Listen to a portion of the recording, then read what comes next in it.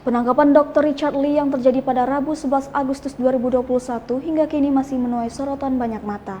Pasalnya beredar video detik-detik penangkapan Dr. Richard Lee yang diduga secara tiba-tiba.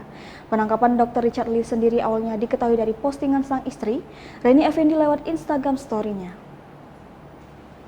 Diketahui bahwa penangkapan Richard Lee berkaitan dengan dugaan illegal akses atau akses ilegal terhadap akun media sosial Richard Lee yang telah diamankan kepolisian sebagai barang bukti sejak 5 Agustus 2021 lalu.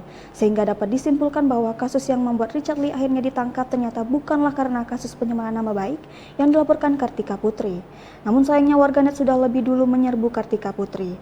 Banyak warganet yang geram dengan istri dari Habib Usman bin Yahya ini, hingga menuliskan kalimat hujatan di kolom komentar unggahan foto Instagramnya.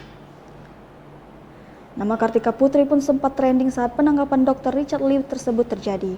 Bahkan kini muncul petisi yang ditujukan untuk Kartika Putri. Petisi tersebut berisikan agar Kartika Putri dipenjara. Berdasarkan pantauan diketahui bahwa petisi tersebut kini telah ditandatangani oleh 1.154 orang. Merasa jengah namanya dibawa-bawa, Kartika Putri pun buka suara dari Instagramnya.